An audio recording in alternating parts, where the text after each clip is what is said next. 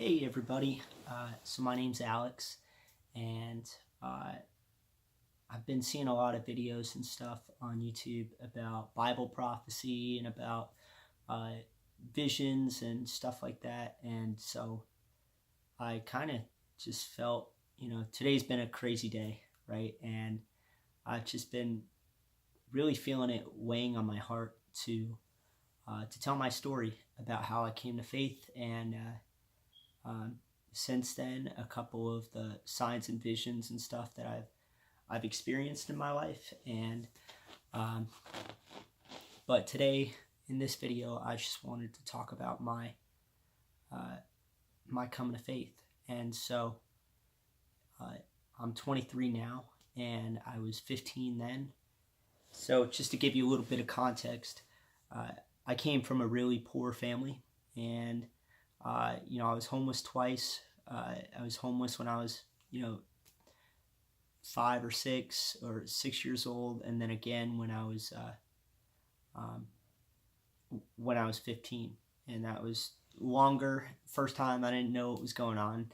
I thought we were just camping all summer, but we lived in the tent. Uh, and then the second time, of course, being 15, it was 5 days before my 15th birthday, and in Rhode Island. And so it was from then, and I think it was like 9 months or something in total. And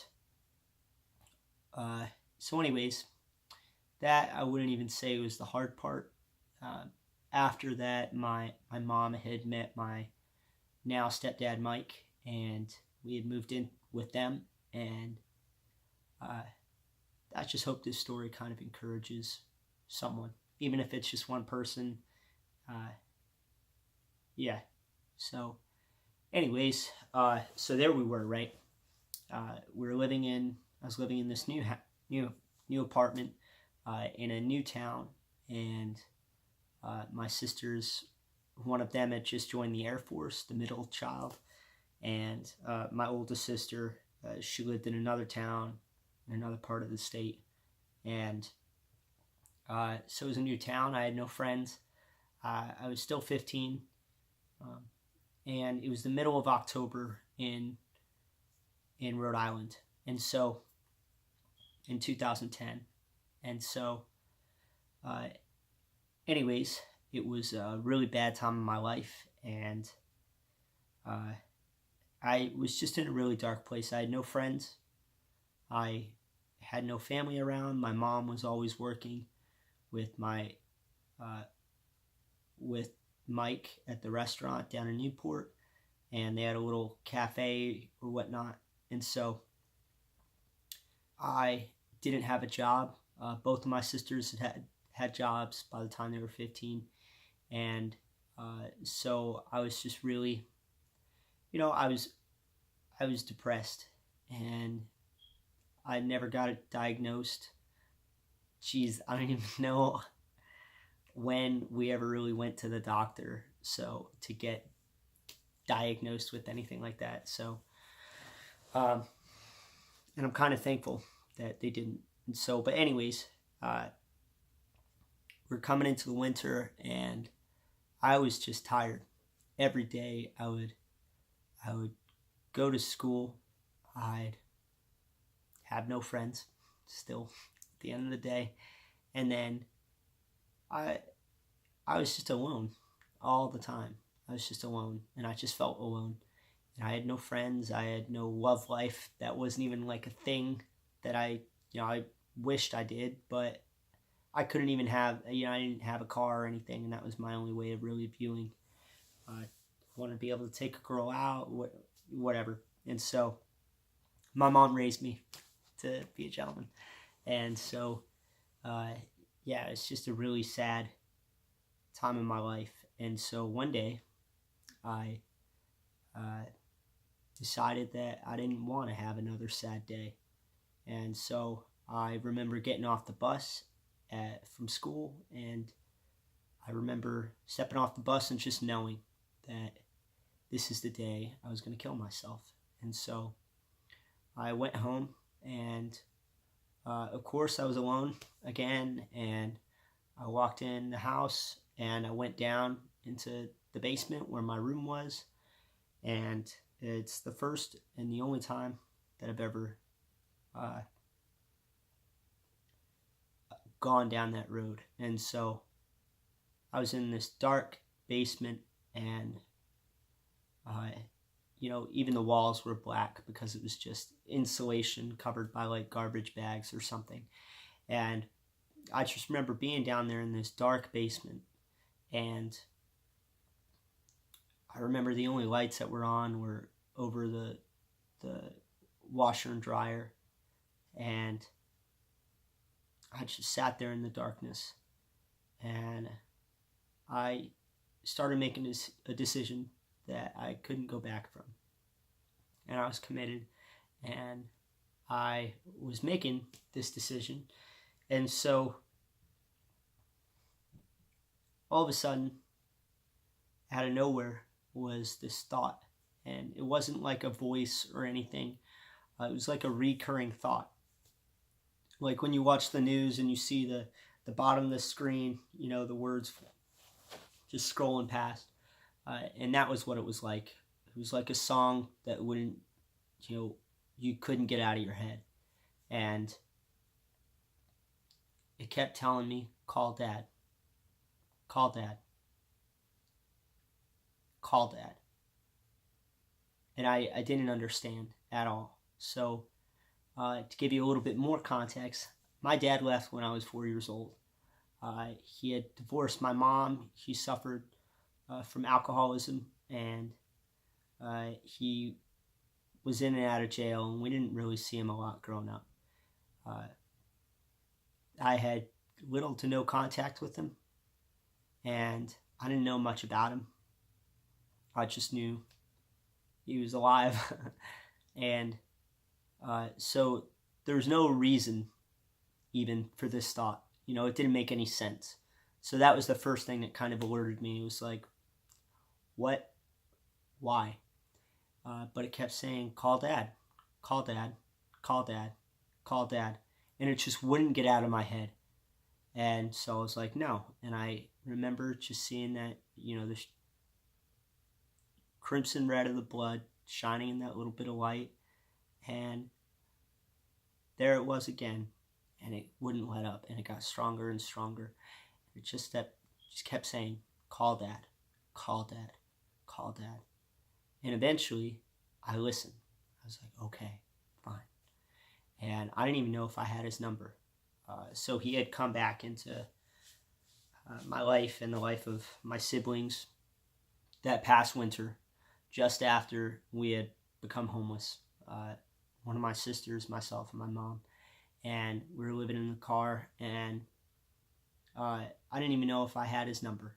And so there I was going through my little flip phone at the time, and I found a number for him. And so I dialed it, started ringing, rang a few times, and there it was. My dad picked up, and he said, hey, and I said, hey, Dad. He said, hey, son, what's up? And so I thought I made it clear as day. I thought there was no way I could have been any clearer. And I just, I was like, hey, the usual. And, but I started telling him, Dad, I'm just in a really bad place, and I'm alone all the time.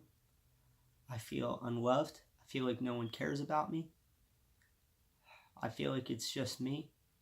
And I've got so much work, homework, schoolwork. I've got no job, no money, no family around. Cheyenne's gone. It's my sister that went in the Air Force. I have no friends. I'm just alone. And I was just in this really dark place, and it was like he knew. And immediately, just like that, he started telling me about Jesus. And if you don't believe, you can be as cynical as you'd like. That's not relevant. And I'm probably not going to read any of the comments because I know how YouTube is. But yeah, I started listening, and as he told me about Jesus, there's something about it that I knew, like it was right. And he started telling me about how Jesus died for our sins, and that he was born of the Virgin Mary, and that he lived a sinless life, and he died on the cross so that we could be saved, and that he's now with God up in heaven, and he's willing to, he's able to work miracles. And I don't remember the entire conversation, but I know just what it was about. And so before I knew it, 45 minutes later, I was swearing an oath to Jesus Christ. And right there over the phone. It was as easy as that. And but then after, I had this, this question: what do I do now? That doesn't change today. That doesn't change that, it's a Thursday night and tomorrow I have this massive project due that I haven't even had any energy to even work on. It's like 10 o'clock at night now. And, it's kind of funny, like the pettiness of the things that we worry about. But, right? But I was 15 years old, and your world at that point is school, and, trying to take care of your family, and, that sort of thing. But here I was, as depressed as I was, I didn't want to let people down. So I just asked, like, what do I do now? And how do I pray? And so he said, yeah, just pray. And so when I asked how, he told me, talk to God like you're talking to a friend, a best friend, one that knows you inside and out, knows everything about you and still cares. And sure enough, I really just took that first part, and I remember sitting there in that darkness that night on my bed, and I just started talking. And I said, God, Lord Jesus, whoever you are, I believe in you. And I started just telling God, I need you. And I don't want to go on another day like this. And I just need some more time to get my life together, and just ask for you to give me one more day. And that was the essence of my prayer, was just one more day. And then, with a lot of other stuff said to God, that night I fell asleep with tears in my eyes. And I woke up early that next morning. It's middle of October in New England, in Rhode Island. And I got up early, right? And so I was getting dressed, and I was doing something pointless, like I was putting friggin' Pop-Tarts in the toaster. And I just remember standing there in the kitchen, and all of a sudden, that thought came back. It wasn't the same words, but it told me, and without any doubt in my mind, it told me, turn on the TV. It's a weird thing for God to say, right? And I said no.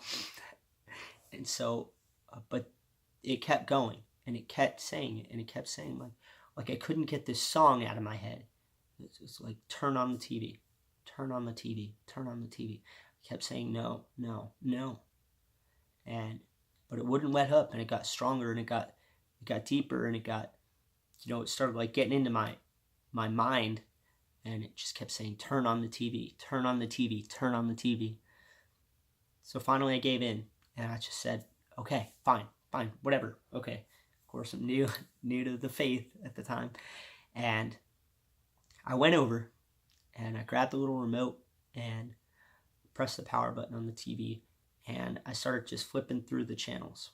And I got to like channel 12 news or something. I don't remember. It's irrelevant. But I got to like channel 12 news, we'll say. And the news was on. And so, I was looking at that little thing at the bottom of the screen, scrolling across. And in the middle of October in Rhode Island, they were calling for, this is overnight, there was this torrential rain that they were calling for, and like tropical storm-like conditions. And this is something we didn't hear about the day before at all. But here they were, calling for a storm that was supposed to go through the center of Rhode Island. It's a small state, so it's like a block wide or something. No, just kidding. But yeah, they were calling for this massive storm going through the center of the state. And so they were canceling all of these schools. And as I waited, I just knew in my heart of hearts, and it was confirmed when it said Cranston High School West, my high school, cancel. And God gave me one more day. Now, I still didn't do that project at all. But to think that God would put thousands of kids out of school just for one 15-year-old boy to believe in him, to not kill himself. I think that's amazing. And now that probably doesn't seem like a lot to you, but 15 years old, first day of faith in Jesus Christ. That's all I asked for, was just one more day. For God to just help me to get things together. There I was in the living room that next morning, just hours later, jumping and shouting how great God is. And maybe you can say, that's not a miracle. That's, there's got to be an explanation for it or something. I don't have that. I don't know why, but at the same time, that's not the only one that I've experienced. And since then, I've seen things that I can't explain. Things that my mind just couldn't make up. I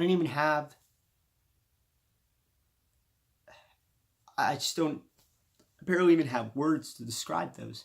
So to think that God would do that for me, a poor, previously homeless kid whose mom had cancer, I had all of these, whose dad left, I had all of these reasons to count God out, to count the possibility out. You read a science textbook nowadays, it's not teaching about him. In fact, it tries to disprove him. Good luck, but still. Anyways, I just wanted to share that with you. And with the whole science thing, look at Hugh Ross, because he's got good stuff. Talking about all that and how science kind of marries up with, and not even kind of like Christianity is the only religion of any of the world religions to marry up with what science has taught us. And that's not talking about like evolutionary theory or whatnot. Anyways, this video is going on. I'm not an expert in that field. It's not my job. But yeah, I just wanted to say Just want to tell you that story, and I'm not the most eloquent person. I'm goofy and kiddish sometimes, I guess. I don't know. But yeah, I just wanted to share that story with you and hopefully encourage you guys. And anyone that's watching this, I don't think I have any subscribers at this point, and I don't expect to. But if anyone sees this, feel free to leave a comment. I'm going to post a couple more videos about some of my other visions and dreams and whatnot. And yeah, I just hope that you all are blessed and that you come to faith and that you believe in Jesus Christ.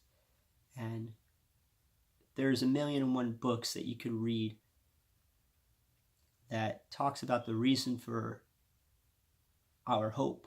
And God is good, and He loves you, and He is good. It doesn't matter how bad the things are that have happened to you. I promise God will make all things right in the end.